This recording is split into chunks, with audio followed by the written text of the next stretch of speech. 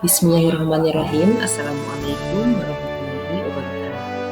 Halo, bertemu kembali dengan saya Arman sebagai mahasiswa BPG Perjabatan 2023 dari Universitas Siliwangi, program studi Matematika. Kali ini saya akan menjelaskan mengenai relevansi perjalanan pendidikan nasional untuk memenuhi salah satu tugas tentang koneksi antar materi. Untuk lebih jelasnya disimak slide berikutnya. Baik, kali ini kita awali dengan sebuah pertanyaan.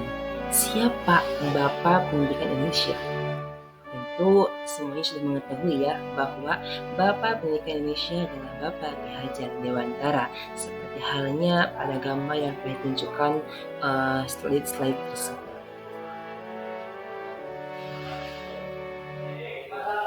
Bapak Ki Hajar Dewantara memiliki nama lengkap yaitu Raden Maswardi Suryaningrat yang kita kenal sebagai Ki Hajar Dewantara. Ki Hajar Dewantara lahir di Yogyakarta pada tanggal 2 Mei tahun 1889 dan sering kita peringati sebagai Hari Pendidikan Nasional. Kemudian pada tahun 1859 atas jasa-jasanya dalam mengembangkan pendidikan di Indonesia, Bapak Ki Hajar Dewantara dianugerahi sebagai Bapak Pendidikan Nasional oleh Bapak Presiden pertama kita, yakni Bapak Soekarno. Kemudian kita mulai dari diri kita. Siapa saya sebagai seorang guru? Menurut Ki Hajar Dewantara, bahwa kita sebagai seorang guru harus mampu mendidik ataupun mengajar. Sehingga beliau menyatakan bahwa mendidik dan mengajar adalah proses memanusiakan manusia. Sehingga manusia harus merdeka, manusia dengan segala aspek kehidupan baik secara fisik, mental, jasmani maupun rohani. Kemudian seorang guru merupakan teladan, model sekaligus mentor dari peserta didik dalam mewujudkan perilaku yang berkarakter dengan melalui olah pikir, olah hati, dan olah rasa. Sehingga konsep pendidikan menurut Bapak Ki Hajar Dewantara adalah dengan menerapkan sistem Amung, Puri Handayani, dan Trina.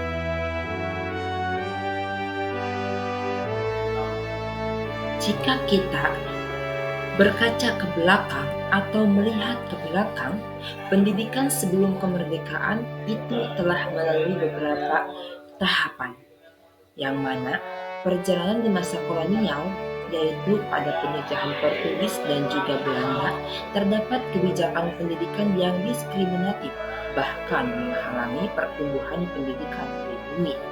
Hal tersebut menyelenggarakan pendidikan pada golongan tertentu, misalnya sekolah seminari, sekolah bumi putra, stopia, IELTS. Kesenjangan dan diskriminatif tersebut mengakibatkan ataupun membangkitkan para pemuda yang menginginkan adanya perubahan dalam pendidikan, seperti halnya dengan terbentuknya Budi-Utomo, Sekolah Kartini, dan Sekolah Taman Siswa dengan tujuan untuk mampu menciptakan generasi bangsa yang lebih maju dari masa-masa sebelumnya.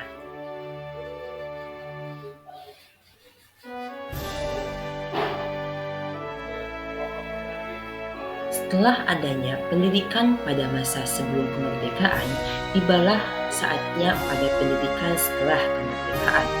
Histori pendidikan di Indonesia setelah kemerdekaan hingga saat ini banyak mengalami perubahan, seperti halnya mulai dari tujuan pendidikan, sistem pendidikan, bahkan kurikulum. Hal ini terlihat pada awal kemerdekaan.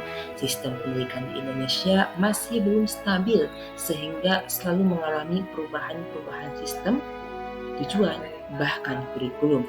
Hingga saat ini kurikulum yang diterapkan di satuan pendidikan itu belum menetap sehingga masih banyaknya perubahan-perubahan kurikulum dari masa ke masa.